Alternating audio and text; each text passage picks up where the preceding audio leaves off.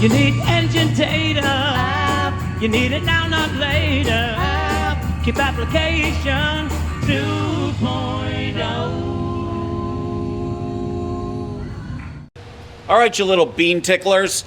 Flickers of the bean. Bean flickers? All right, you little bean flickers. All right, so what do we got a topic today? Well, we always need a topic, and I got a topic. This is about intake manifolds and also about my nipples, because my nipples are a thing, and you will find a link in the description to the video selling my nipples. I should point out that our nipple topics here only cover the 2014 through 2021 ProMaster. The 2022 and up have a totally different intake manifold that don't suffer from this problem. But let's talk about intake manifolds, shall we? I know you want to, I can tell. All right, you bean flickers. Well, here's your intake manifold, and it's on the bench. But you may notice that something is wrong with this one. I sawed it in half.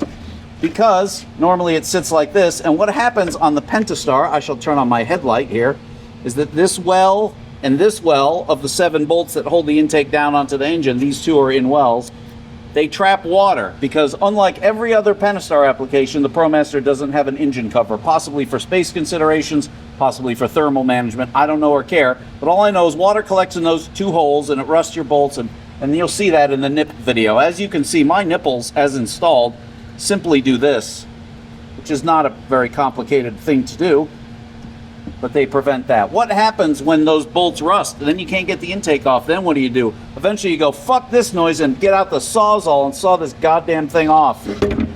I am lucky in that I have a big pile of these just sitting around, and they are basically generic to all the front-wheel drive Pentastars.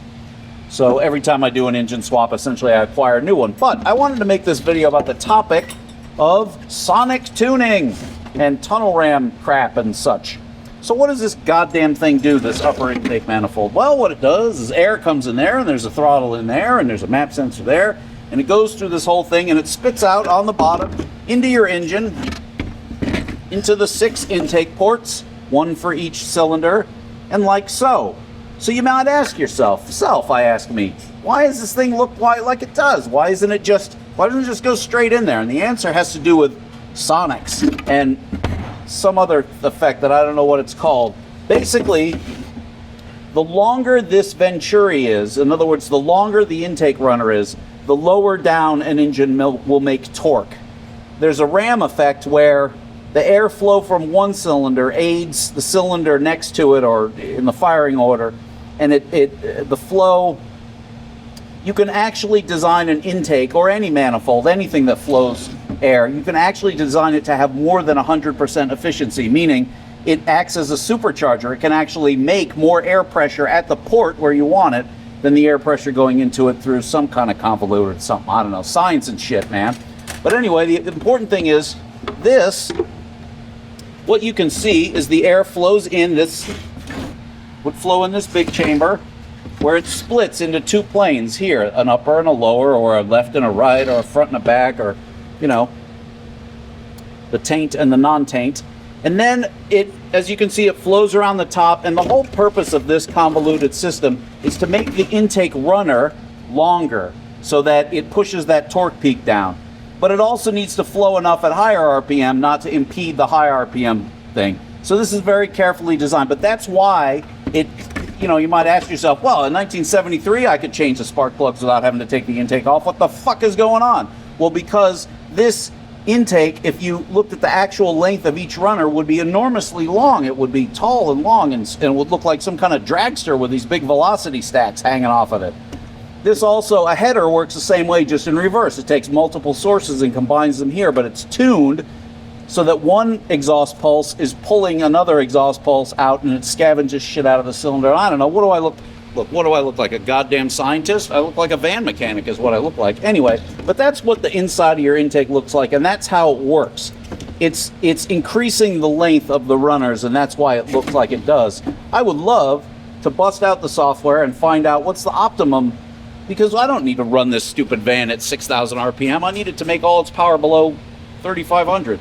So it'll be interesting to see what a tunnel ram action would look like on this nonsense. It'll probably stick out of the hood and be really cool and B.A. Baracus kind of stuff. All right, well, that was your sawing of an intake manifold apart, and that's what that is. God, I do a lot for you people. Yeah, the Sawzall goes right through that. Once you get one side off, then you can kind of work your way out.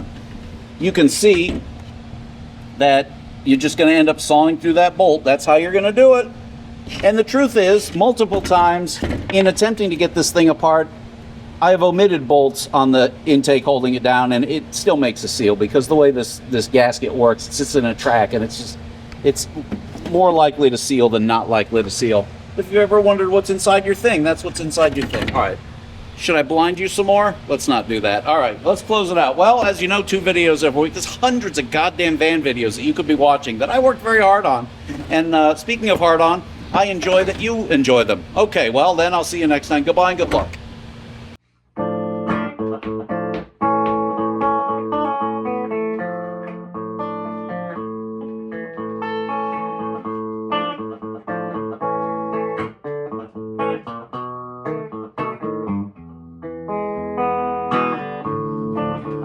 My app, Promaster Phone App, custom Promaster Phone App.